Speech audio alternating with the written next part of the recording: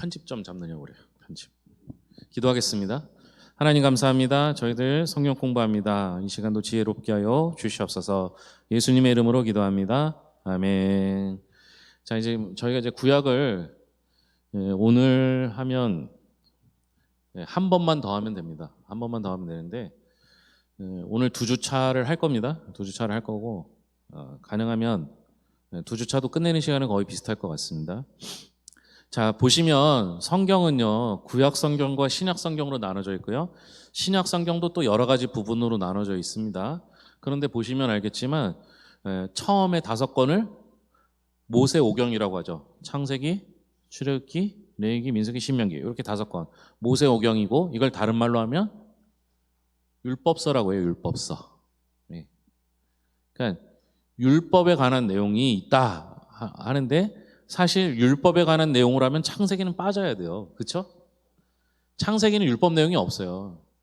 출애굽기 후반부부터 레위기, 민수기, 신명기는 있어요. 여호수아는 창출, 레민신, 신명기까지는 율법서가 있는데 창세기에는 율법서가 없어요. 거기는 창조하고 족장에 대한 얘기죠. 자, 율법서는 하나님의 백성이 이렇게 살아야 합니다를 설명한 거예요. 근데 왜 창세기는 빠졌을까요?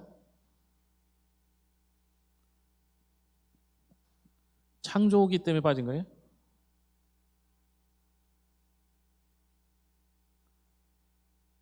창세기는 왜 율법이 없을까요?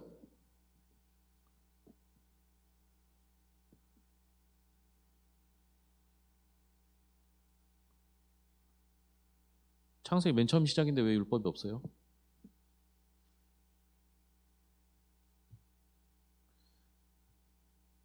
창세기하고 다른 성경하고 좀 다른 부분이 있죠. 창조 말고. 예, 맞아요. 하나님께서 직접적으로 개입하셨거든요. 그러니까 하나님이 직접 하시기 때문에 율법을 가르쳐 줄 필요가 없었던 거예요. 근데 이제 애굽으로 넘어갔다 돌아오면서 출애굽이 시작되잖아요. 그죠? 예, 이 과정에서 하나님의 백성답게 살 수 있는 법이 필요했던 거죠. 그래서 율법을 주신 거예요. 그러니까 애초에는 율법이 필요 없는 삶을 살았던 거예요. 아니, 하나님이 직접 창조하셔서 만든 아담과 하와는 특히 아담은 하나님과 대화하면서 살았잖아요. 그죠? 그럼 이제 율법이 주어졌어요. 율법이라는 건 하나님의 백성이 하나님의 백성답게 살아가야 하는 규칙들을 알려준 거예요. 그 규칙을 아주 간단하게 설명한 뭐예요? 하나님을 잘 믿으면 우리가 배운 말로 하면은 땅을 주시고, 그죠? 하나님 말씀대로 살지 못하면 땅을 빼앗기고, 그쵸? 이 이야기가 그대로 이루어진 게 뭐겠어요? 땅이 생기거나 땅을 빼앗긴 얘기들이 어디 있어요? 그러니까 여호수아, 사사기, 룻기, 사무엘상하, 역대상하 이렇게 돼 있잖아요. 그죠? 이걸 뭐라고 해요? 역사서예요. 무슨 역사예요? 하나님의 법대로 살았는지에 대한 역사예요. 그렇죠? 아니 그렇잖아요. 근데 대부분 어땠어요? 땅이 생겼어요? 땅을 빼앗겼어요? 네, 거의 다 뺏긴 역사예요.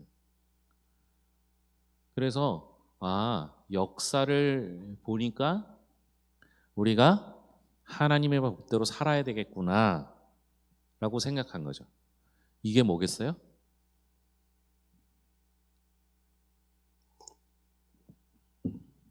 아니 살아보니까 우리 옛날 어르신들이 무릎이 좀 시리면 뭐예요? 비가 오는 거예요. 그죠? 예? 예. 그건 어떻게 한 거예요? 경험에 의해서. 역사가 뭐예요? 경험이죠. 그 경험을 해보니까 하나님의 법대로 살아야지 땅을 안 빼앗기겠구나. 그 생각을 한 거예요. 이 생각을 뭐라고 하는 거예요? 지혜라고 하는 거예요. 지혜. 예? 그래서 지혜를 경험하고 살아왔고 그것들을 발견하는 걸 지혜서 또는 시가서라고 해요. 욥기, 시편, 잠언, 전도, 아가서 5가지. 그러면은 이게 한 사이클이 완성된 거예요. 하나님이 창조하셨어요. 하나님의 법대로 하나님과 교제하면서 사는데 이 교제가 깨졌어요. 왜 깨진 거예요? 죄로 인해서 깨진 거예요. 죄라는 건 뭐예요? 하나님과 관계가 멀어진 거예요. 단절된 거예요. 그죠? 그래서 하나님께서 하나님의 백성으로 만들기 위해서 뭘 주신 거예요? 하나님의 법을 주신 거예요. 법대로 살면 땅을 받고 법대로 안 살면 땅을 빼앗기거나 쫓겨나거나. 그런데 역사를 보니까 어때요? 예, 땅 생긴 건 여호수아 정도밖에 없어요. 전부 빼앗겼죠, 그죠? 그러니까 이렇게 살면 안 되겠구나. 내가 살아보니까 하나님 없이 살면 안 되겠어. 욥기, 시편. 그 다음에 잠언, 전도서는 대표적인 지혜서라고 불리죠.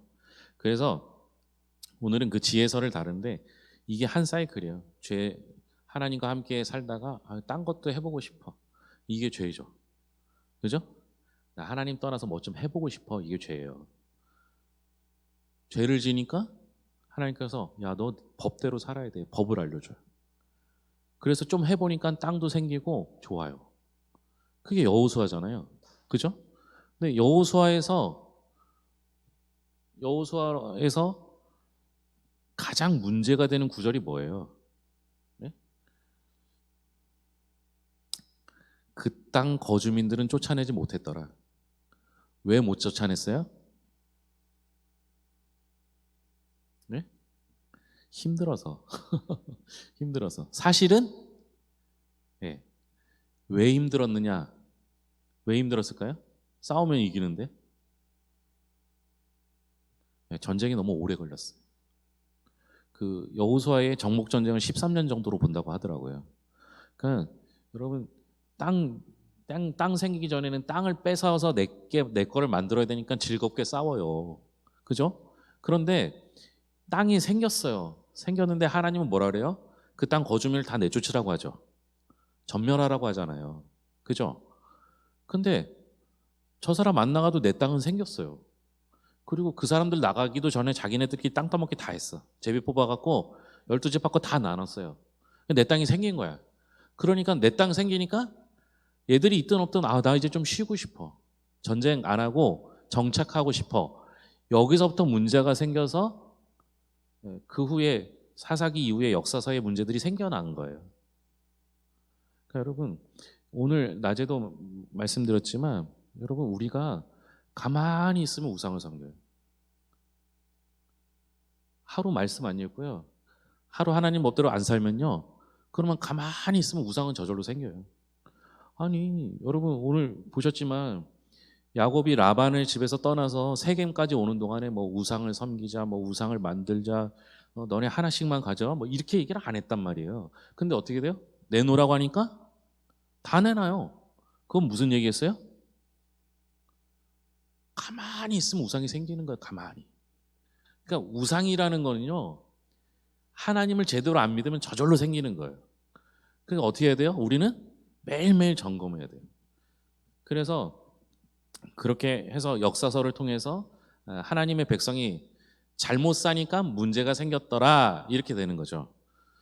그래서 그 결론적으로 시편은 내가 때로는 도망도 가고 환난도 당하고 어려움도 당했지만 그러나 역시 하나님이 내 삶에 함께했구나를 노래하는 게 시편이 된 거예요. 사족이 길죠. 오늘 두 주차를 해야 되는데 자 보겠습니다. 잠언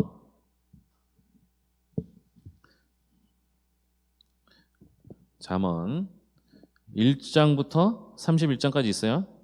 거기 잠언의 제목에 보시면 20하고 써 있죠? 같이 읽겠습니다.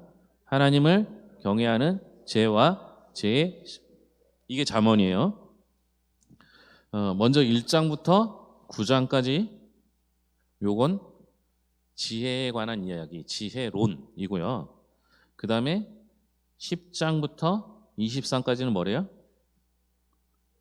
솔로몬의 잠언. 25장부터 29장까지는 뭐래요? 솔로몬의 잠언. 왜 이렇게 나눠놨을까요?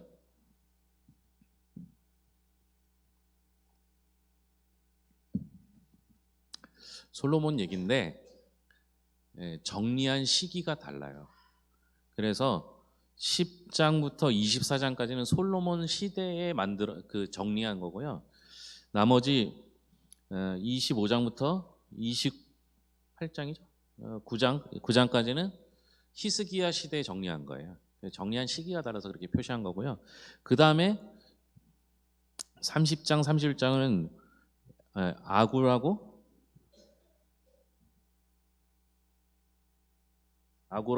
르무엘 왕. 누구예요? 르무엘 왕 들어보셨어요? 왕 중에 이런 왕 없죠. 여기서 아굴은 솔로몬의 다른 이름이라고 보고요. 르무엘 왕도 솔로몬일 가능성이 높다 이렇게 봅니다. 그냥 다 솔로몬이 썼다고 하면 되는데 꼭 이렇게 써요. 그죠? 자, 잠언의 가장 중요한 구절이 그 다음에 나오죠. 중심 말씀. 이건 뭐 우리가 잘 아는 거니까요. 같이 읽겠습니다. 여호와를 지혜의 근본이요 거룩하신 자를 아는 것이. 네. 그래서 지혜 문학에서 가장 중요한 게 잠언입니다. 1장부터 6장까지는 서론 부분이고요. 그 여호와를 경외하는 것이 지혜의 근본. 그러니까 하나님의 백성은 역사서를 보니까 뭐예요? 하나님을 경외하는 게 지혜의 근본이더라 이렇게 말하는 거죠. 지혜는 어디로부터 나오겠어요? 네? 뭐가 지혜라고요? 여호와를 경외하는 것, 그죠? 경외하는 게 지혜라 그랬잖아요. 그러니까 지혜는 내가 스스로 얻을 수 있는 게 아니라 하나님께로부터 오는 거예요. 그러니까 지혜는 인간이 노력을 통해서 얻어지는 게 아니라는 거예요.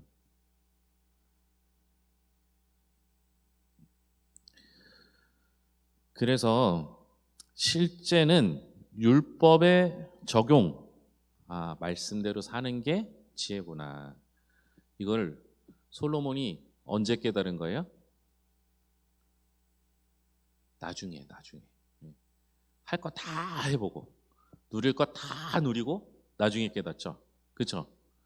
그러니까 우리는 솔로몬이 누릴 거 다 누렸잖아요. 가질 것도 다 가지고. 우리가 뭐 솔로몬처럼 가질 수가 없잖아요. 그렇죠? 그러니까 솔로몬 얘기 듣고 솔로몬이 여호와를 경외하는 게 지혜의 근본이라고 했으니까 그런 거 안 누려도 우리가 하나님만 경외하면 돼. 이렇게 생각하면 되잖아요. 그죠? 근데 꼭 이렇게 얘기하면 반문하는 사람도 있죠. 솔로몬 지는 할 거 다 해놓고 하고 싶은 거 다 갖고 누릴 거 다 누렸는데 우리도 흉내라도 내보고 우리도 그거 경험해서 느끼면 좋지 않느냐? 경험을 해봤더니 시편에서 뭐래요? 하나님을 찬양하는 게 최고래잖아요. 그 경험을 다 해봐야 돼요. 그죠? 이거 조금 더러운 말로 하면 뭐예요? 똥인지 된장인지 찍어 먹어봐야 하는 거예요. 성경에 그렇게 써 있으니까 하나님을 경외하면 되는 거잖아요. 그래서 율법대로 살면 어떻게 되느냐? 그 실제를 알려주는 거죠. 밑에 잠언 13장 24절입니다. 때를 그의 자식을 사랑하는 자는 때리라는 거예요. 죄송합니다. 제가 요새 노안이 와서. 그 다음 유순한 대담은 분노를 쉬게 하여도 과격한 말은 노를 격동하느니라. 두 개가 안 맞죠. 그죠? 어떤 땐 때리라고 하고 화내라고 하고 혼내라고 하는데 밑에는 뭐예요? 화내면 안 된다잖아요.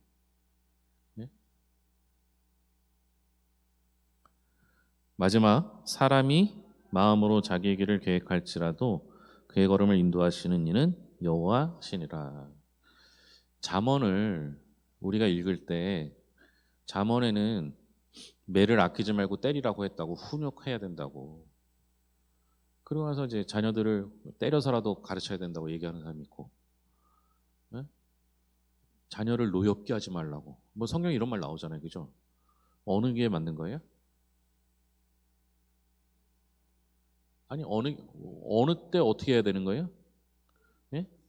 그러니까 일단은 두 개 말 중에 뭐가 서로 안 맞으니까 두 개 말이 틀린 거예요? 뭐예요? 네? 그러니까 우리가 기본적으로 성경을 읽을 때는 성경은 틀린 게 없다 이렇게 봐야 되는 거죠. 그러니까 그 말 두 개 다 맞아요. 두 개 다 맞는다고 했을 때는 그럼 두 개 다 말 맞으려면 어떻게 해야 돼요? 예? 상황이 다른 거죠. 상황이. 그죠? 그러니까 진짜 지혜는 뭐예요? 그 상황에 맞는 걸 해야 되는 거죠. 근데 그 상황을 우리가 어떻게 알아요? 어떤 땐 때려도 되고 어떤 땐 안 때려도 되고. 그걸 어떻게 알아요? 네, 하나님께 물어야 되는 거죠. 네, 그렇죠. 이해가 되시죠? 네. 그러니까 우리가 성경에 내가 아는 한마디를 가지고 그걸로 적용하는 게 아니라 상황에 맞도록 해야 되는데 그 상황은 사실은 우리는 잘 몰라요. 우리가 애들이 넷이잖아요. 넷 중에 첫째가 제일 순했어요. 제일 많이 혼난 사람 누구예요? 누굴 것 같아요? 첫째가 제일 많이 혼났어요. 왜 제일 많이 혼났을까요? 걔가 제일 잘못을 많이 해서요? 네? 제가 나빠서? 제가 부모로서 초보였던 거죠. 그렇죠? 상황을 모른 거예요. 걔가 왜 그런지를 잘 몰랐던 거예요. 제 기준에 맞춰서 얘가 잘못했다고 생각하니까 혼낸 거예요. 그죠? 근데 여러분 율법이라는 걸 내 마음의 기준에 맞춰서 하면 어떻게 해야 돼요? 다른 사람을 정죄해야 되는 거예요. 근데 율법의 완성은 뭐예요? 사랑. 그죠? 그러니까 율법대로 하면 이 사람을 정죄해야 되는데 율법의 완성은 사랑이래요. 그럼 어떻게 하라는 거예요? 그러니까 율법은 하나님의 백성답게 살아가는 방법이에요. 그리고 그 율법을 적용하는 것은 상황에 맞게 하는 걸 지혜라고 하는 거고 그 지혜는 하나님께서 알려주시는데 대부분 우리는 경험을 통해서 습득해요. 그러니까 여러분들이 경험이 중요하지만 경험만 의지해서는 안 됩니다. 왜냐하면 그 경험이 모든 걸 경험할 수 없기 때문에 그렇습니다. 똑같은 아이도 똑같은 상황에 내 자녀라도 똑같은 상황이라도 다르게 적용할 수 있거든요. 상황이 다르거든요. 똑같은 상황 하나도 없어요.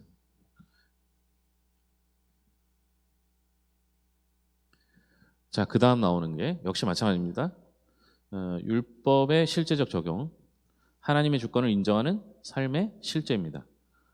마른 떡 한 조각만 있고 같이 읽겠습니다. 마른 떡 한 조각만 있고도 화목하는 것이 네. 그래서 집에다 제육을 놓으면 안 돼요. 네? 그래서 교회에서는 제육볶음을 하면 안 돼요. 그죠? 그런 말 아닌 거 아시죠? 네. 그 다음 같이 읽을게요. 집과 재물은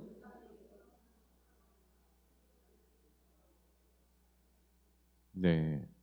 그 다음 타인이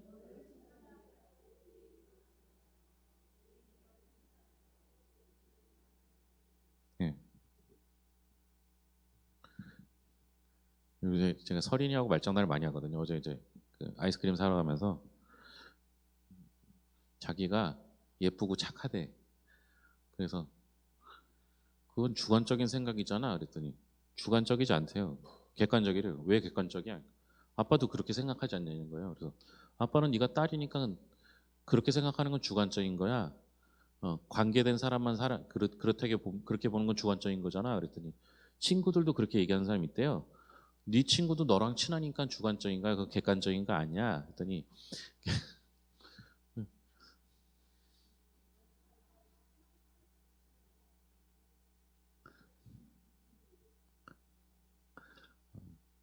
우리 서린이 안 울어요.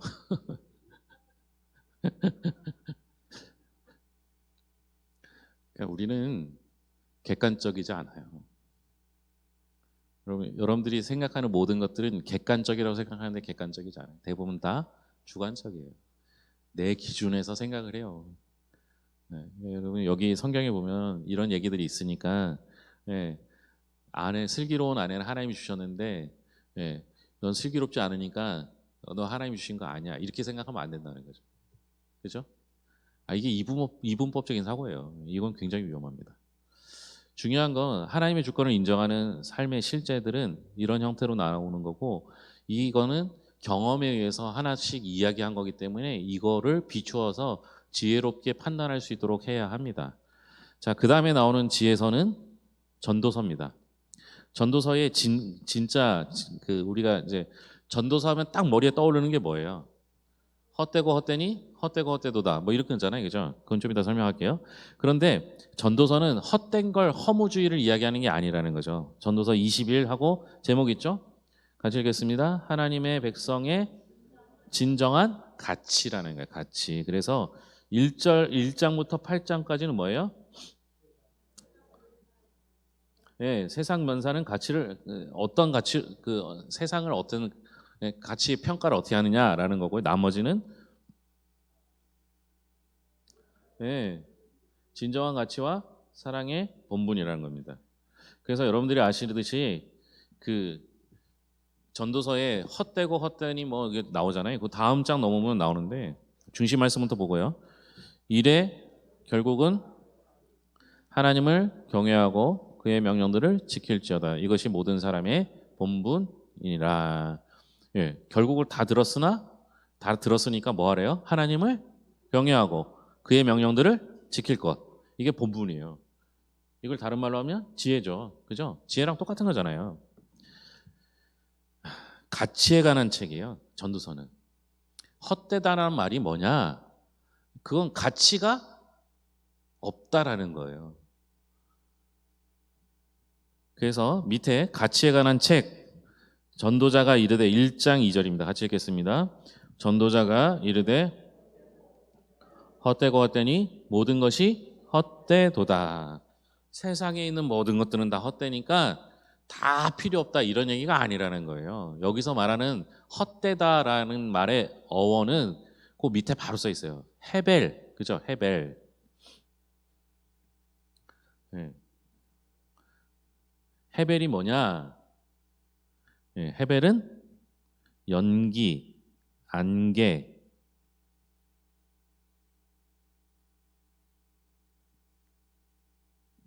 제가 써놓고도 그래요. 연기하고 안개 같은 경우에는 네, 공통점이 뭐예요? 네, 사라지는 거예요, 사라지는 거. 그래서 그게 뭐가 있느냐? 헤벨 밑에 써 있죠? 내가 다시 시작. 내가 다시 지혜를 알고자 하며 미친 것들과 미련한 것들을 알고자 하여 마음을 썼으나 이것도 바람을 잡으려는 것인 줄을 깨달았도다. 여기서 헤벨에 관련된 단어가 뭐가 있을까요? 바람, 바람. 예. 이 안개와 같다. 바꿔도 상관없어요. 안개를 잡는 것과 같죠. 구름 잡는 것도 비슷하죠. 그죠? 그 밑에 나는 내 마음에 이르기를 자 내가 시험 삼아 너를 즐겁게 하리니 너는 낙을 누리라 하였으나 보라 이것도 헛되도다. 헤벨은 연기나 안개, 증기 같이 곧 사라질 것들입니다. 그러니까 이런 것들은 실제는 해요. 있긴 있는데 곧 없어져요. 그러니까 우리가 여기서 솔로몬이 말하는 헛된 것들은 지금 눈앞에 보이지만 곧 사라질 것들이라는 거죠. 그래서 우리가 누리는 것들은 대부분 현재 하지만 곧 없어질 거예요. 그래서 전도서가 말하는 건 진짜 지혜는 뭐냐? 영원함을 사모하는 거예요. 그러니까 영원한 것들을 가치를 두고 살아가는 거예요. 근데 우리는 이 땅에서 영원하지 않을 것들의 가치를 두고 살아가는 게 많죠. 그게 대부분 건강이든 재산이든 뭐 돈, 권력 뭐 이런 것들이죠. 그래서 그거에 대한 설명이 오른쪽 위에 보시면 동그라미 표에 있습니다. 헤벨, 연기, 안개 이건 헛된 거라는 거죠.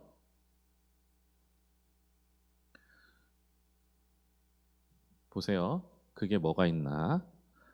일부터 써 있죠. 일부터 왼쪽으로 돌아가는 거예요. 일, 그 다음은 지식, 사랑, 행복, 돈, 권력, 즐거움, 기타. 여기 나온 게 전부 사라질 것들이라는 거예요. 사랑이랑 행복은?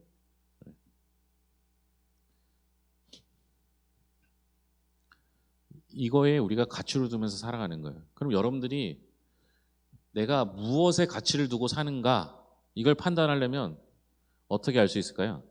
내가 지금 제일 중요한 가치를 두는 게 뭔지 한번 생각해 보세요. 그럼 어떻게 알 수 있어요? 내가 가치를 두는지 뭐에 가치를 두는지도 잘 몰라요. 근데 내가 제일 가치를 많이 두는 게 뭔지를 찾으려면 어떻게 살펴보면 돼요? 방법이 뭘까요? 시간을 어디다 많이 쓰는지, 또 어디다 돈을 많이 쓰는지. 이 두 가지를 보면 우리는 가치 있는 데다가 돈과 시간을 투자해요. 여러분들이 돈과 시간을 어디다 많이 쓰냐 한번 생각해 보세요. 목사님 저는 돈을 잘 안 쓰는데 이러면 그래도 쓰는 데가 있잖아요. 그죠? 아무리 돈 안 쓰는 사람도 뭐 먹는 데 쓰면 먹는 데 가치를 두는 거죠. 그죠? 시간을 어디다 많이 쓰는지. 그러면 여러분들이 가치가 나오는 거죠. 그러면 여러분 지금부터 우리의 가치를 바꾸려면 돈과 시간을 어디다 투자할지를 결정해야 되는 거죠.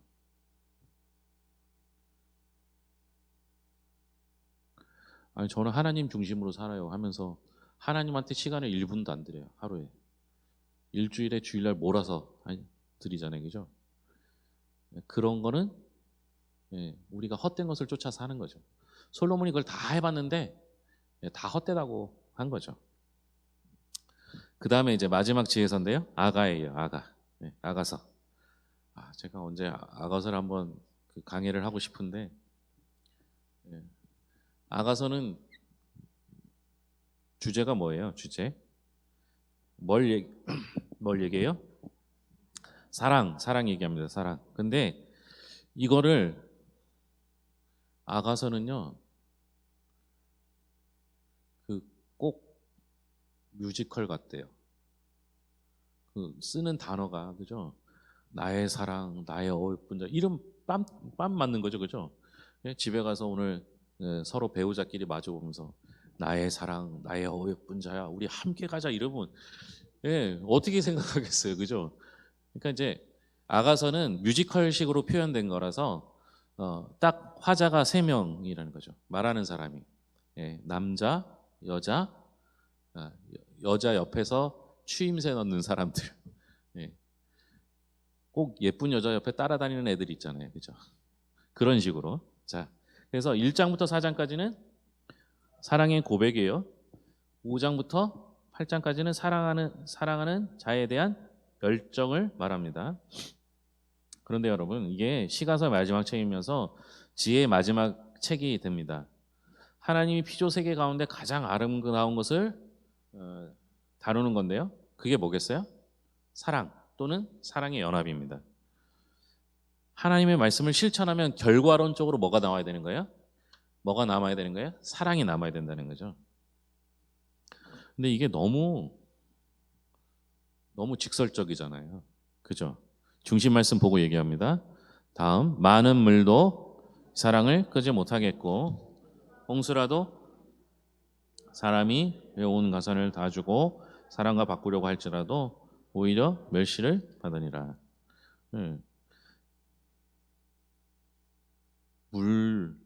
홍수가 나도 그 사랑의 열정을 못 끄고요. 돈 주고 살려고 해도 안 된대요. 그 대단한 사랑. 이게 아가서는 두 주인공의 순수한 사랑을 묘사합니다. 그 다음에 우리에게 주신 남녀의 결혼을 통한 아름다운 사랑의 정당성을 부여하는 겁니다. 그래서 솔로몬이 사랑하는 여인이 누구예요? 술람미 여인이에요. 이 술람미 여인은 어떻게 생겼어요? 검은 사람. 실제로 검은 사람이 있었죠. 에티오피아 내시도 왔었잖아요, 그죠?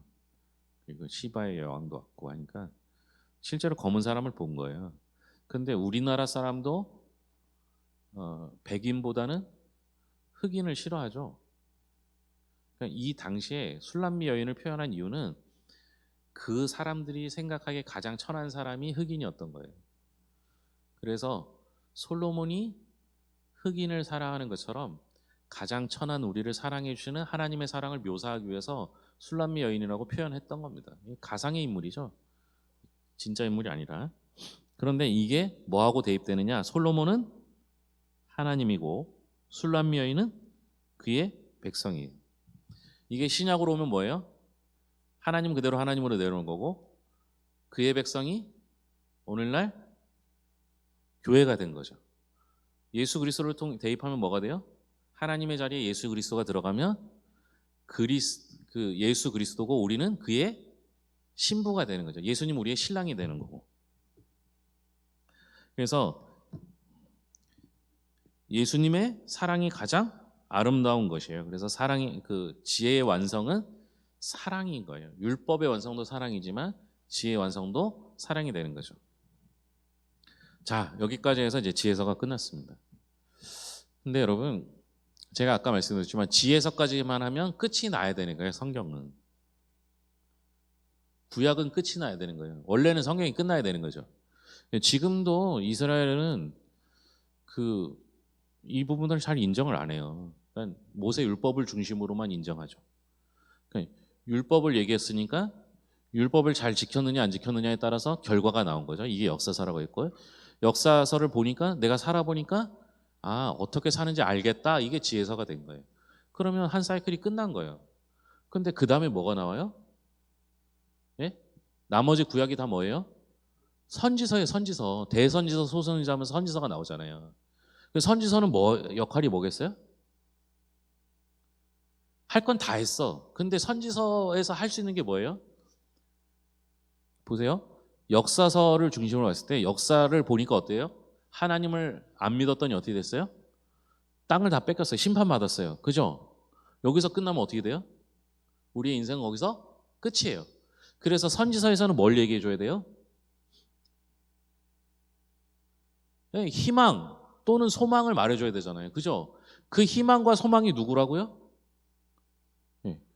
그래서 선지서는요, 대부분 선지자들이 나오겠죠. 그죠? 선지자들이 나오고, 양이 많으면 대선지서, 양이 적으면 소선지서. 위대함의 차이가 아닌 거예요. 양이 많고 적음. 말 많은 사람은 대선지서 쓴 거고, 말 적은 사람은 소선, 그런 건 아니지만. 그런데 선지서에서는 그러면 선지자가 언제 나와요? 이 선지서를 볼 때는요, 선지자가 언제 많아요? 예? 선지서를 볼 때 반드시 참고해야 되는 게 어디예요? 역사서예요, 역사서. 왜냐하면 악한 왕일 때 선지자가 반드시 나와요. 아하방 때는 선지자가 여러 명 있었어요. 그래서 선지서를 볼 때는 역사서를 봐야 되고 역사서를 보면서 무엇을 봤느냐? 그 선지자가 어느 왕 때 했던 선지자냐? 이걸 알아야 돼요. 그래서 선지서가 이해하기 어려운 이유는 뭐냐면요. 북이스라엘과 남유다 활동하는 공간이 달랐어요. 아모스는 북쪽에서 태어나서 남쪽에서 했나요? 그거 보면은 태어난 건 어딘데 어디서 했다라고 설명이 나와요. 왜 그러냐면 태어난 곳에서 그 선지자 역할을 한 게 아니라 하나님께서 보내셔서 한 거거든요. 그래서 선지서를 읽을 때 가장 많이 나오는 내용이 뭐겠어요? 네? 그러니까 악한 왕 때 선지자들이 태어났잖아요. 선지자들이 활동했잖아요. 그러니까 악한 왕 때 선지자들이 제일 많이 할 얘기가 뭐겠어요? 너 그렇게 하다간 심판받아. 그렇죠? 아니 선지자가 할 얘기가 그것밖에 없잖아요. 하나님의 법대로 살지 않으면 심판당한다. 이 얘기를 해야 될 거 아니에요. 그렇죠? 그러니까 선지서는 대부분 잘못을 지적하는 게 나와요. 그리고 나서 마지막 결론은 뭐예요? 예? 예수 그리스도가 오시면, 메시아가 오시면 그때 모든 것들이 해방된다, 이런 얘기들로 마무리를 하게 돼 있어요. 가장 잘 나온 게 이사야입니다. 그죠? 이사야 봅시다.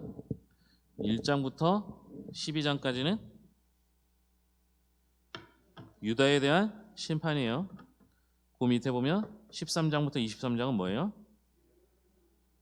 열방에 대한 심판. 그 다음에 24장에서 35장까지는 그 다음이 히스기야에 관한 얘기. 마지막 보세요. 뭐가요? 메시아에 의한 하나님 나라의 소망이에요. 그게 무려 40장부터 66장이에요.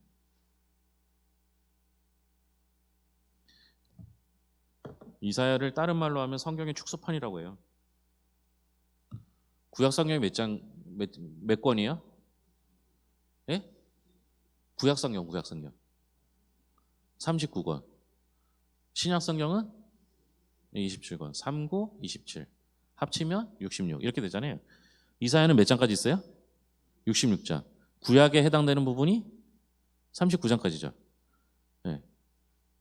그리고 신약에 해당되는 메시아에 대한 선포에 대한 부분이 40장부터 나머지 66장까지니까 이게 그냥 성경의 축소판 이렇게 얘기하는 경우도 있어요. 그래서 중심 말씀은 이사야 53장 6절입니다. 우리는 다 양 같아서 그릇 행하여 각기 제 길로 갔거늘 우리 모두의 죄악을 그에게 담당시키셨도다. 고난받는 종에 관한 게 53장에 나오는 건데요. 이 내용이 메시아에 관한 내용이잖아요. 그러니까 이게 예수님은 고난당하는 모습을 묘사했지만 그 고난당함으로 인해서 어떻게 되는 거예요? 우리가 나음을 입는 거예요. 그래서 소망을 품은 거예요. 그래서 선지서는요, 반드시 소망에 관한 내용이 결론이에요. 요게 해당 안 되는 게 예레미야인데요. 예레미야는 좀 이따 설명할 거고요. 이렇게 해서 가장 대표적인 선지서가 이사야입니다. 그래서 보시면 그 유다에 대한 심판을 먼저 얘기하고 그다음에 열방에 대한 심판 얘기한다 그랬잖아요. 예수 믿는 사람도 심판받고, 그죠? 유다가 뭐예요? 하나님의 백성들이잖아요. 하나님의 백성에 대한 심판도 있고요. 열방은 뭐예요? 예수 안 믿는 사람 심판하는 거예요. 예수님을 알고도 잘못하면 심판받는 거고, 예수님을 모르면 아예 하나님 법대로 못 사니까 심판받는 거예요. 이 이야기를 두 개를 합치면 하나님 앞에서는 모두 다 심판을 받는다. 그럼 우리는 어떻게 해요? 뭐 이거죠. 여러분은 심판 받아요, 안 받아요? 예?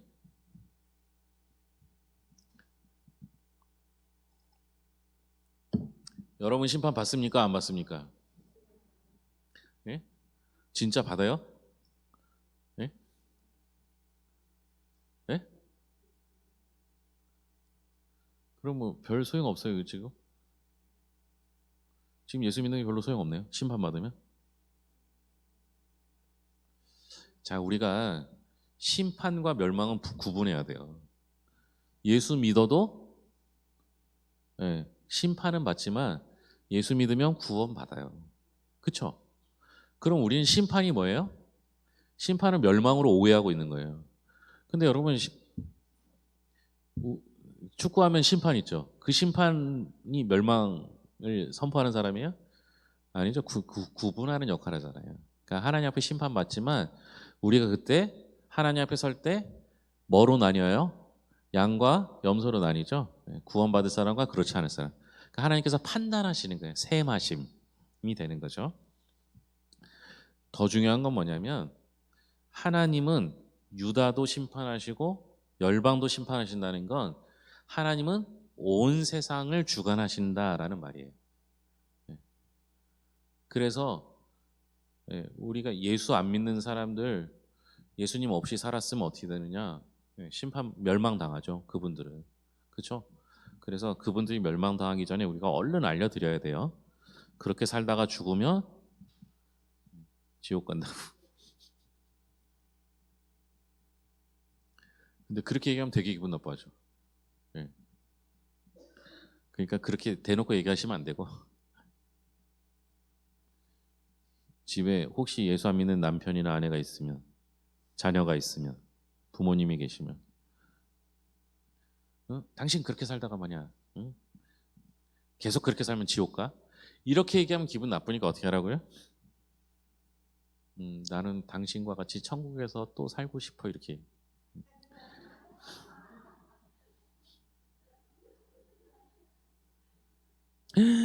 또 너랑 살아야 돼? 이러면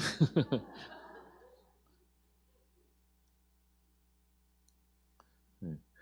그래서 중요한 부분은 뭐예요? 사실은 예, 심판 당할 게 아니라 예, 예수 그리스도를 통해서 구원받을 수 있어를 얘기해야 되는 거죠. 그래서 뒷장 넘겨보시면 제목이 뭐예요? 심판의 필연성과 메시아에 의한 하나님 나라의 소망. 그래서 우리가 아까 그 유다와 열방의 죄라고 하는데요. 먼저 이사야 1장 2절 3절 볼까요? 하늘이여 들으라, 땅이여 귀를 기울이라. 여호와께서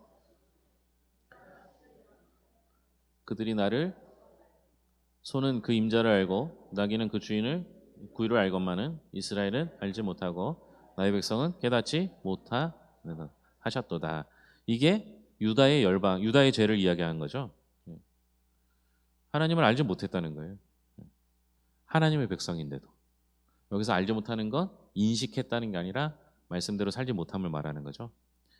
이사야 5장은 포도원의 노래라고 하는데요. 밑에 읽겠습니다. 나는 내가 사랑하는 자를 위하여 노래하되 내가 사랑하는 자의 포도원을 노래하리라.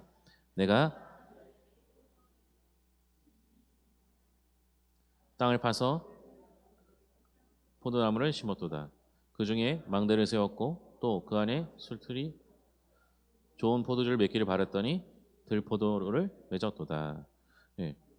이렇게 했더니 결과적으로 어떻게 됐어요? 예. 들포도를 맺었다는 거죠. 결과적으로 징계를 받았도다. 누구를 통해서? 이건 남유다니까 아수르를 통해서. 열방은 하나님이 세계의 주권자라는 것을 이야기한 겁니다. 그래서 이사야는요 남유다에서 선포했던 선지자고요. 이사야가 했던 왕은 우시야, 요담, 아하스, 히스기야 때입니다.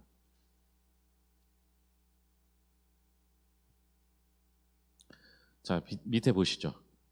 자 심판과 소망으로 나눠져 있죠. 그죠? 심판은 유다와 열방에 대한 심판입니다. 묵시는 이 선지서는 다 소망을 이야기하는데 그 이렇게 묵시는 쉽게 생각하면 겉으로 드러나게 말 못하고 은유적으로 말한 걸 묵시라고 보시면 되거든요. 신약에서 묵시의 대표적인 게 뭐겠어요? 요한계시록. 예. 구약에서 대표적인 묵시록은 다니엘하고 에스겔 이 두 개를 말해요. 근데 선지서는 거의 다 묵시가 포함되어 있습니다. 왜 그러냐면요. 예, 악한 왕 때 선지자가 얘기했다 그랬죠. 악한 왕 때 선지자가 얘기하니까 대놓고 얘기하다가도 가끔은 어떻게 해야 돼요? 예? 모르게. 예. 그러니까 그러니까 악한 왕은 모르지만 우리 하나님을 믿는 남아 있는 백성들을 향해서는 그 사람들에게 전할 묵시론적인 그러니까 은유나 비유법을 통해서 써야 될 부분들이 있기 때문에 선지서에는 묵시록이 다 포함되어 있습니다. 그래서 묵시가 조금 있고요. 역사에 대한 얘기가 있습니다. 뭐 같은 왕정 시대를 살았으니까 어쩔 수 없죠. 자, 여기까지가 이제 이사야까지 얘기했고요. 잠언, 전도서, 아가서, 이사야 표시하시면 됩니다. 그 다음을 이제 예, 하겠습니다. 예레미야 7주차. 예.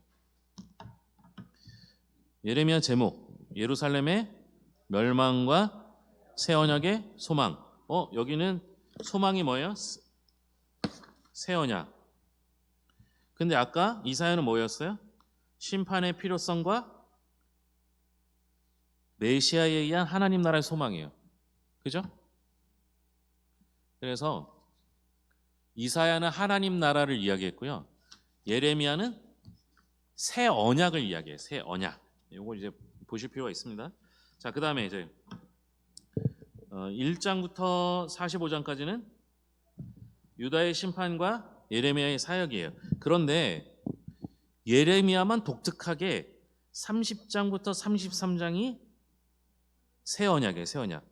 돌아옴 새 언약, 아나돗밭, 뭐 은밀한 일, 뭐 이렇게 되어 있으면서 예레미야만 희한하게 결론을 새 언약에 두지 않고 중간에 끼워 넣습니다. 그리고 나서 다시 뭐예요? 유다 심판 얘기했으니까 뭐 어디를 얘기해야 돼요? 열방 심판 얘기해야 되죠. 그 다음에 결과적으로 어떻게 됐어요? 예루살렘이 멸망한 거예요. 예레미야 때 예루살렘이 멸망했어요. 그래서 예루살렘 예레미야. 근데 예레미야 때 예루살렘이 멸망했다는 건 우리가 추측으로 가능하죠. 왜? 울었잖아요. 그래서 예레미야가 많이 울어서 쓴 성경이 뭐예요? 예레미야 애가가 우는 얘기잖아요. 그죠? 슬퍼서 운 거예요. 그래서 예레미야는 이렇게 멸망까지 하고 끝이 납니다. 다음 중심 말씀 보겠습니다. 여호와의 말씀이니라 보라 날이 이르느니 내가 이스라엘 집과 유다 집에 새 언약을 맺으리라. 자, 예루살렘은 새 언약이 뭐겠어요? 옛 언약은 율법을 뜻하는 거고요. 그 율법을 완성하러 오신 분이 누구예요? 예수 그리스도. 그래서 예수님에 관한 이야기가 새 언약이 되겠죠.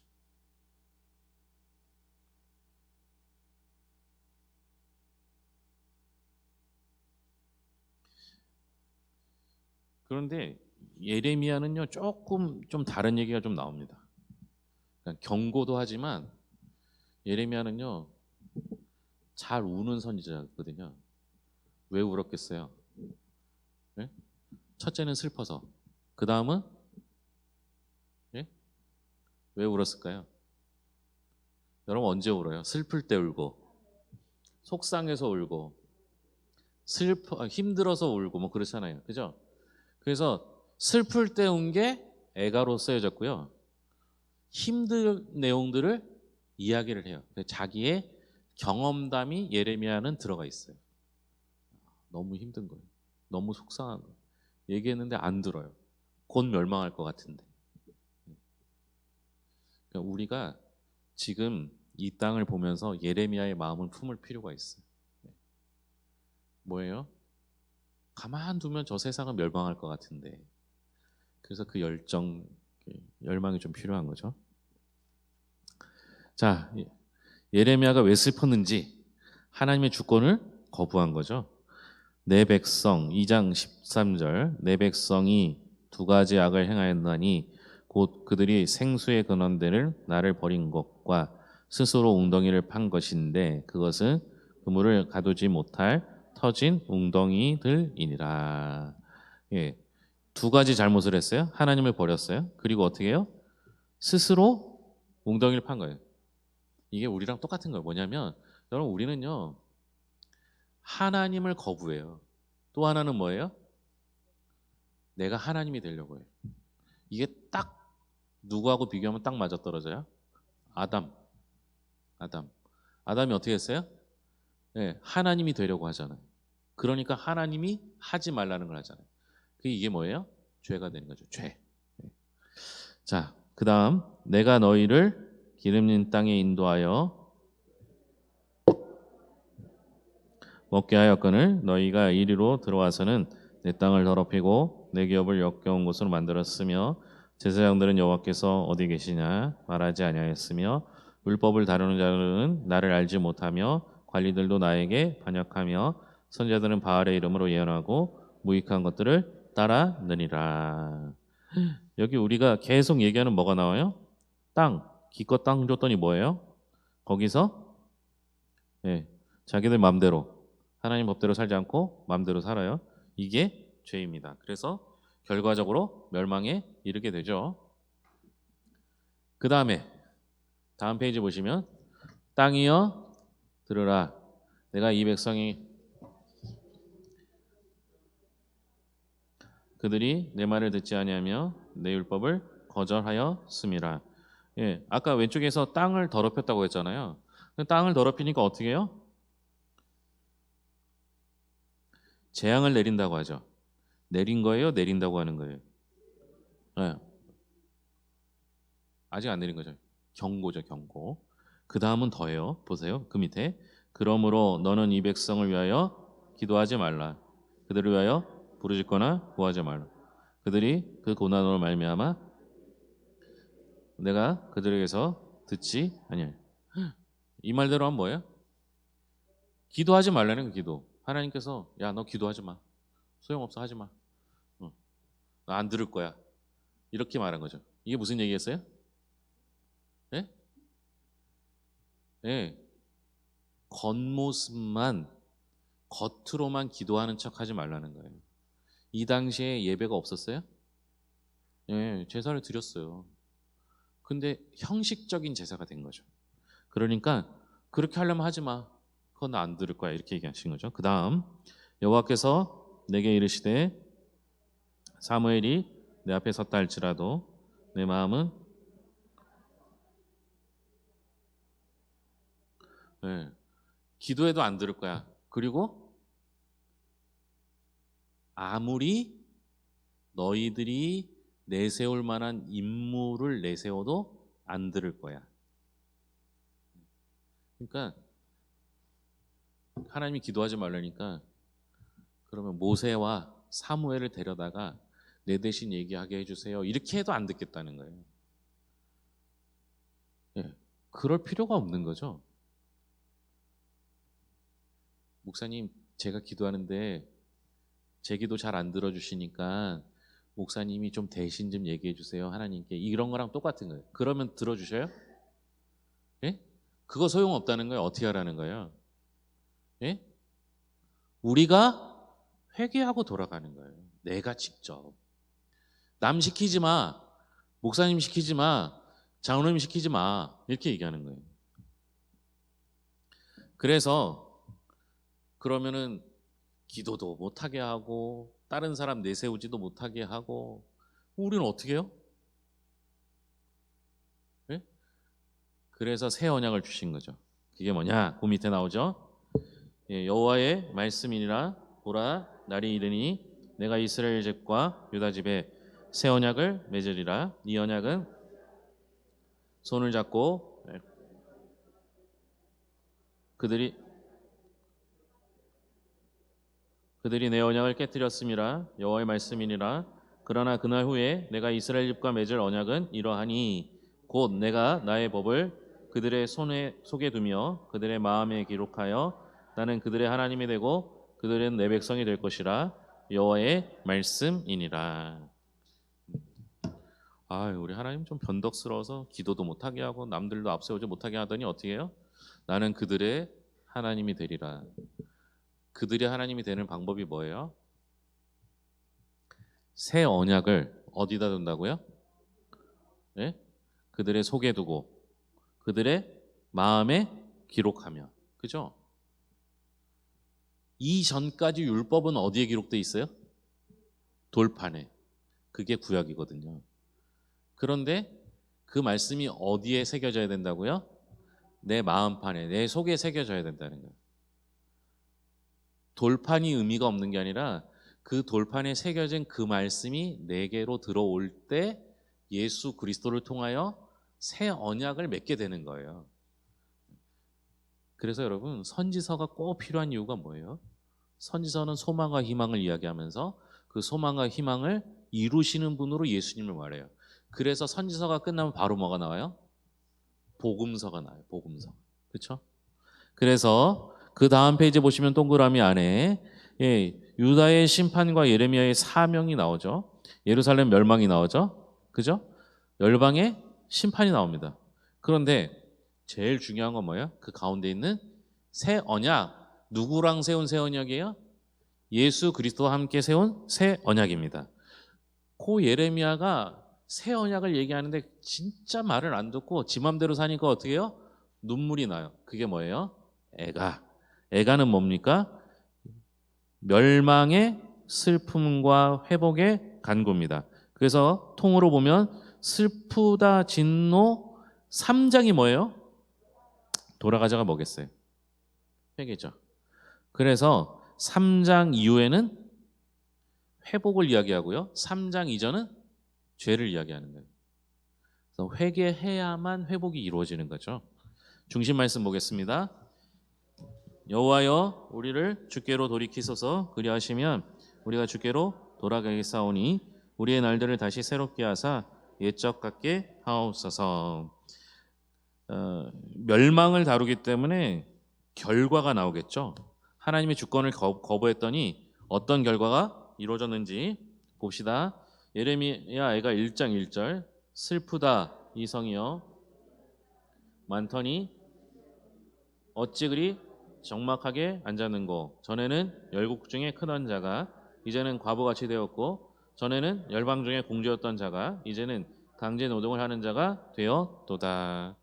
이게 멸망을 이야기한 거죠. 법대로 안 사니까 하나님의 법을 안 따르니까 멸망당한 거예요. 왜 당했는가가 그 다음 나온 겁니다. 예레미야 애가 2장 3절 맹렬한 진노로 그의 오른손을 뒤로 거두어 들이시고 맹렬한 불이 사방으로 불사른같이 야곱을 불사르셨도다. 예, 이게 이유예요. 여기까지만 하면 여러분 우리가 희망이 없잖아요. 그러니까 여러분 모든 종교는요 어떻게 살아라를 다 이야기를 합니다. 그렇죠? 근데 그렇게 살라고 했는데 어떻게 됐어요? 그렇게 못 살죠. 아니 그러니까 모든 종교는 다 좋게 살아라, 도덕적으로 살아라, 윤리적으로 살아라 다 얘기해요. 그런데 그렇게 다 살 수 있냐고요? 예? 어떤 종교가 말하는 그 법도 다 따르지 못해요. 근데 기독교만 뭐가 다른 거예요? 우리가 살 수 없음에도 불구하고 그렇게 살지 못함에도 불구하고 우리에게 새로운 언약을, 새로운 방법을, 새로운 은혜를 주셔서 예수 그리스도로 말미암아 구원받게 해주셨다는 거예요. 여러분 그런 경우 있었을지 모르겠는데요. 학교 다닐 때 도덕 선생님이 있어요. 도덕 선생님이 신호를 위반하시더라고요. 그 놀라운 충격 받아보신 적 없으시죠? 아, 우리 학교 도덕 선생님 너무 잘 때렸어요. 아니 도덕 선생님 왜 이렇게 잘 때려요, 그죠? 도덕 선생님 때리면 더 아픈 것 같아. 저는 고등학교 1, 2학년 때 담임 선생님이 교련 선생님이랑 맞는 게 당연했거든요. 교련 군 출신이라 얼마나 잘 때리겠어요. 근데 그런 분은 때리니까 우리 교회 집사님이었는데 그런 분 때리면 그냥 군인이 때리는구나 이렇게 맞으면 되는데 도덕 선생님이 수업 시간에 도덕을 가르치다가 갑자기 때리니까 되게 상처받더라고요. 근데 예수님이 우리를 때리기만 하시면 그걸로 끝이잖아요. 희망이 없잖아요. 근데 기독교는 항상 희망과 소망을 이야기합니다. 회개하고 돌이키면 하나님께서 우리를 회복시켜 주셔요. 근데 그게 우리의 힘으로 잘 안 되니까 어떻게 해요? 예수 그리스도의 은혜로 회복되게 되는 거죠. 그래서 소망을 줍니다. 그게 그 다음 내용이에요. 이것을 내가 내 마음에 담아 두었더니 그것이 오히려 나의 소망이 되었사옴은 여호와의 인자와 긍휼이 무궁하심으로 우리가 그루터기 이론이 나온 거죠. 아직 남은 게 있어. 아직 완전히 진멸되지 않았어요. 그래서 주님께서 오셔서 회복시키시는 그날이 올 거예요. 예. 그래도 너무 슬퍼요, 그죠? 예. 그 내용이 나온 겁니다. 그 다음 이제 에스겔입니다. 에스겔. 에스겔의 제목을 한번 봅시다. 죄에 대한 심판과 새 성전을 통해 하나님 나라의 회복을 소망하여. 뭐가 다르죠 여기는? 예? 여기는 새 성전을 얘기해요. 새 성전. 아까 이사야는 새 땅, 하나님의 나라 이걸 얘기해요. 그렇죠? 좀 전에 읽었던 예레미야는 뭐예요? 새 언약을 얘기해요. 그런데 에스겔은 뭘 얘기해요? 새 성전. 이 세 가지의 개념이 같은 거예요. 그런데 왜 에스겔은 새 성전을 얘기할까요?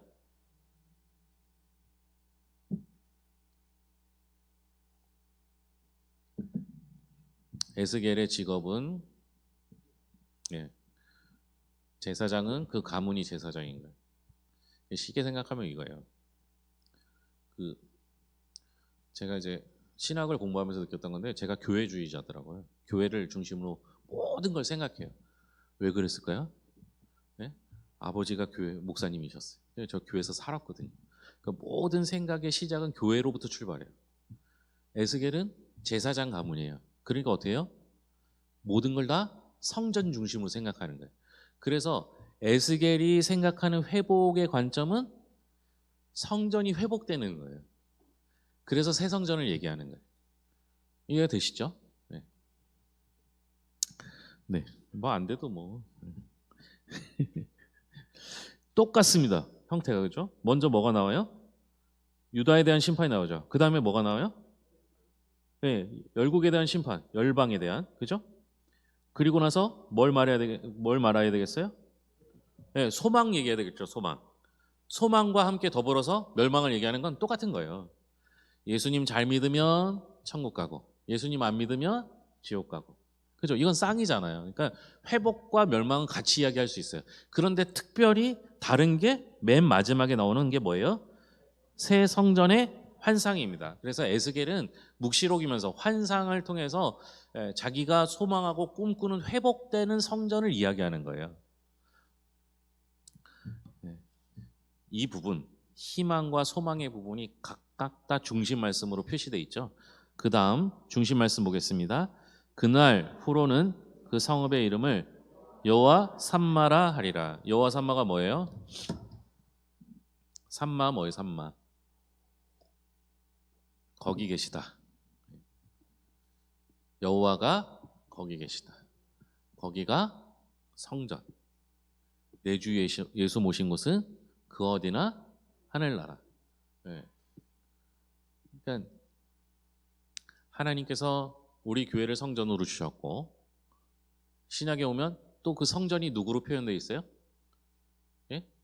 너희가 하나님의 전 성전인 것을 알지 못하냐, 이렇게 얘기하잖아요. 그러니까 성전의 회복은 교회 건물의 회복이 아니라 하나님 말씀의 회복이고, 더불어서 내가 회복되는 걸 말하는 거죠.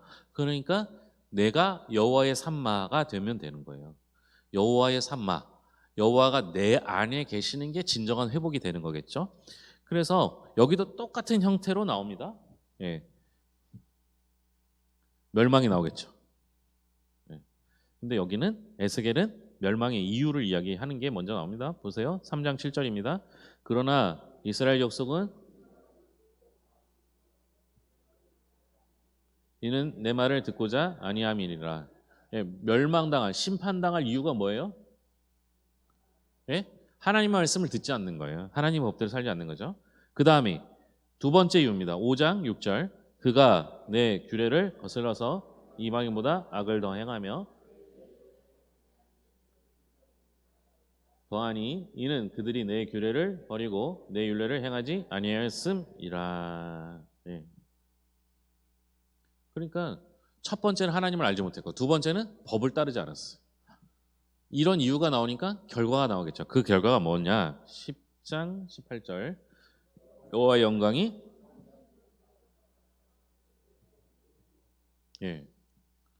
그러니까 여호와의 영광이 떠난 거죠.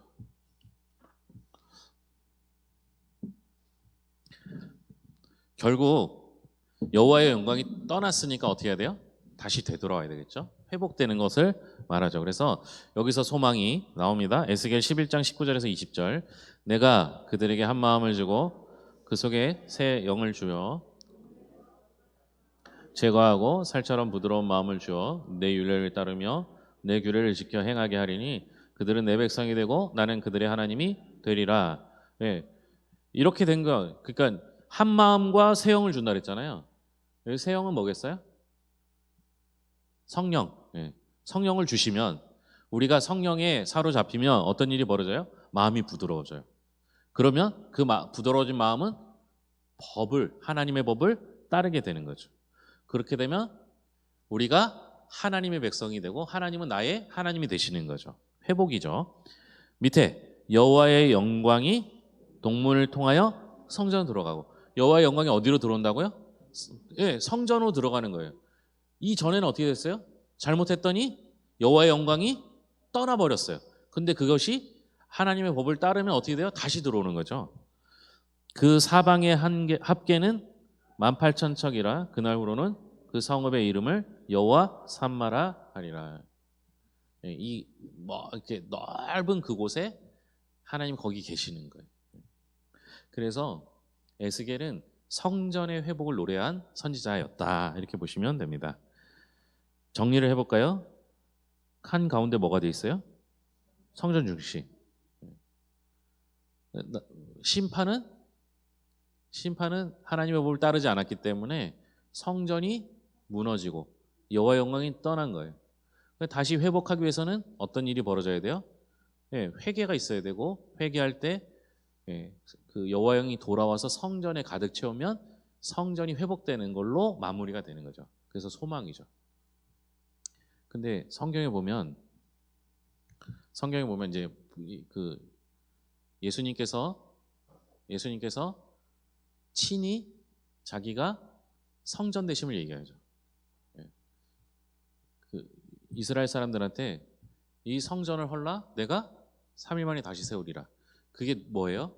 의미가 뭐였어요? 그 예루살렘 성전을 다시 짓겠다가 아니라 예수님께서 3일 만에 부활하셔서 친히 성전이 되어 주실 것을 얘기하는 거죠. 빠르게 얘기했습니다. 많이 얘기했고 표시도 많이 해야 되는데 다음 주에 성경 홍보가 없으니까 하시면 됩니다. 예수님께서 예루살렘에 입성하시고 성전에 가시죠. 성전에 가셔서 뭐 하셔요? 비둘기 파는 사람과 돈 바꾸는 사이의 상을 엎으시고 오늘 집에 돌아가셔서 그 부분을 찾아보시면 우리가 인식하지 못했던 게 하나 있더라고요. 누굴 쫓아내셨어요? 상인을 쫓아내셨어요. 그죠? 비둘기 파는 사람, 돈 바꾸는 사람, 성경을 찾아보시면 상인들만 쫓아낸 게 아니라 그걸 사는 사람도 쫓아냈어요. 무슨 의미겠어요?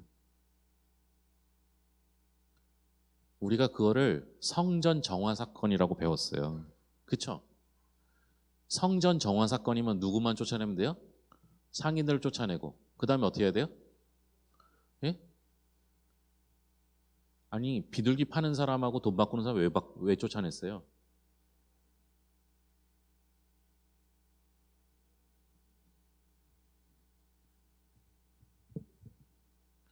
그동안 어떻게 배우셨어요?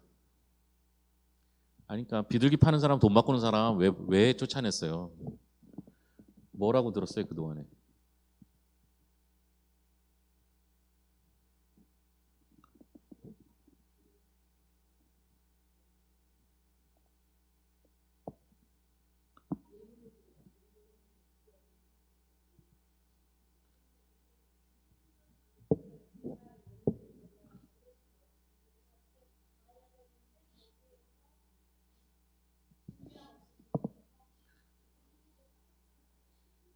아니 많이 남겨 먹어서 그렇게 배우지 않으셨어요? 그렇게 안 배웠어요? 그 성경에 보면요, 그 이제 어쩔 수 없는 상황이기 때문에 비둘기나 소 파는 사람이 있는, 그러니까 재물을 파는 사람이 있고 돈은 그 성전세를 내기 위해서 바꾸거든요. 그러니까 그 당시에 통용되는 돈과 성전에 내는 성전세 내는 돈이 달랐어요. 네. 그래서 그 성전세를 내기 위해서 돈을 바꾸는 거예요. 바꾸는데 그냥 바꾸는 게 아니라 바꿔주는 사람이 어떻게 했어요? 네? 수수료를 많이 받았어요. 그러니까 그 저기 왜 비둘기를 왜 팔아요? 우리 번제를 드릴 때 어떻게 해야 돼요? 흠 없는 제물을 드려야 돼요. 집에서 갖고 오려면 어떻게 돼요? 몇 날 며칠을 걸어서 온다고 생각해 보세요. 비둘기를 이게 잡았어요. 흠 없는 비둘기를 잡아갖고 그걸 이렇게 갖고 와요. 어떻게 해야 돼요? 네? 흠 없이 품고 와야 돼요. 흠이 없어야지 드릴 수 있으니까. 그러면 이렇게 품고 오다가 잠깐 딴짓하면 어떻게, 밥 먹으면 어떻게 해요? 날아가잖아요. 어떻게 해야 되겠어요? 묶어야죠. 묶으면 얘가 도망가려고 할 거 아니에요. 그럼 어떻게 해요? 흠이 생기죠. 그럼 소용없어요. 그러니까 그 사람들이, 상인들이 사실은 제사를 드리기 위해 도와주는 역할을 했어요. 좀 돈을 많이 벌어서 그렇지, 예? 돈이 벌어서 그렇지 그 사람들이 나쁜 사람이 아니라니까요. 아니 내가 제사를 드리는데 흠 없는 게 필요한데 흠 없는 걸 갖고 잘 관리해갖고 그러다가 팔려고 갖고 왔는데 어떻게 돼요? 흠이 생기면 어떻게 해요? 못 팔아요. 그러니까 비싸게 받아야죠. 아, 이런 얘기 안 들어보셨어요? 그래서 우리는 교회 안을 만민이 기도하는 집이기 때문에 상인들의 집으로 만들지 말라는 얘기 때문에 교회 안에서 사고 파는 건 하지 말아야 된다 이렇게 얘기를 하잖아요. 그죠? 근데 실제로는 이 전체 맥락에서 볼 때 뭐냐면 상인들만 쫓아낸 게 아니라 거기서 제사 드리려고 그걸 사는 사람도 쫓아냈어요. 이게 만약 성전을 깨끗하게 해서 돈 너무 많이 남겨 먹지 말라고 하려면 어떻게 해야 돼요? 그 다음부터는 상인들을 관리해야 된단 말이에요. 그렇잖아요. 비싸게 못 받아 먹게 해야 될 거 아니에요. 거기다 관리를 하나 두고 이렇게 해야 될 거 아니에요. 여기서는 성전 정화가 아니라 성전을 허무는 사건이에요. 다 필요 없다는 거예요. 그렇게 할 필요 없다는 거예요. 제사를 드릴 필요가 없다는 거예요. 왜요? 더 정확하게 말하면 제사가 필요 없는 게 아니라 이젠 제물도 성전세도 필요 없는 거예요. 왜요? 예수님이 친히 제물이 되어주시겠다는 거예요. 그래서 성전 정화 사건이 아니라 성전 척결 사건. 다시 말하면 더 이상 제물이 필요 없게 만드는 사건이라고 해서 예수님이 친히 제물 되어주심을 이야기하는 겁니다. 그래서 결국 예수님께서 십자가에 달려 돌아가시고 휘장이 위에서부터 어떻게 해요? 아래로 찢어져서 두 조각이 나요. 예루살렘에 가면 거기에 뭐가 있냐면요, 위에서부터 이게 찢어지면서 번개가 쳐갖고 구멍이 뚫려 있어요. 구멍이 뚫려 있대요. 그래서 구멍을 보러 가요. 그 구멍을 보러 가는데 줄이 얼마나 많은지 제가 2시간인가 줄 서서 그 구멍 보고 왔어요. 구멍. 네? 있어요. 구멍이 있는데 진짜인지 모르죠. 진짜인지 모르죠. 아니. 그 가이드가 이걸 봐야 된다는 거예요. 네, 그 예수님이 태어난 자리에 이렇게 별표로 이렇게 해놔서 거기가 예수님 태어난 장소래요. 네. 우리는 알 수가 없어요. 그러니까 이스라엘은요, 예수님 안 믿으면서 예수님으로 돈 벌어 먹고 사는 나라가 이스라엘이에요. 네. 예수님 믿는 사람 얼마 없어요. 이스라엘은 유대교예요. 네. 그래서 예수님 때문에 돈 벌어 먹고 살면서 기분 나쁘면 그 성지순례 오는 사람 그거 한 번은 제가 이제 공항에서요, 갑자기 불러요.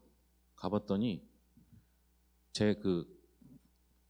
저를 부른 게 아니라 제 옆에 사람을 불렀어요. 이 사람이 무서우니까 같이 하자고 저도 무서운데 따라갔어요. 근데 어떻게 되냐면 캐리어를 다 열어 제낀 거예요. 열어 제껴갖고 다 꺼내라는 거예요. 뭔가 기분 나쁘면 캐리어를 딱 찍으면 이거를 그냥 깨서 다 일일이 막 뒤집는데 자기가 뒤집으면 안 되니까 네가 뒤집어라 해놓고 다 뒤집어요. 그래서 아무 문제가 없으면 가라 그래요. 진짜 나쁜 놈들이에요. 예수님 믿는 사람들 때문에 먹고 살면서 성지순례 오는 사람 가끔 그렇게 괴롭혀요. 그냥 괴롭히는 거예요. 그러니까 보통 이렇게 엑스레이 지나가면 뭐가 뜨잖아요. 그것과 상관없이 저거 색깔 마음에 안 들면 잡아갖고 그렇게 해요. 자, 성전을 다시 세우신 예수님. 그래서 새 소망이 되신 예수님이에요. 아까 말씀드렸지만 새 하나님의 나라, 새 언약, 새 성전. 이건 다 누구를 가리켜요? 예수 그리스도. 그래서 선지서가 끝나면 복음서가 오게 되고 예수님이 만드신 새로운 세상이 만들어지고 그 예수님께서 십자가에 달려 돌아가시고 부활하시면서 우리에게 주신 새로운 소망이 뭐예요? 새 하늘과 새 땅. 숙제하시고 다다음 주에 성경 공부하겠습니다. 기도하겠습니다. 하나님 감사합니다. 주님께서 우리에게 말씀하시고 그 말씀을 따르게 하셨으나 우리가 하나님 말씀대로 살지 못하여 심판과 멸망을 당하였습니다. 그러나 거기서 끝나지 아니하고 소망을 주셔서 새 하늘과 새 땅을 바라보게 하시니 감사합니다. 이 소망 품고 살아가게 하여 주시옵소서. 예수님의 이름으로 기도합니다. 아멘.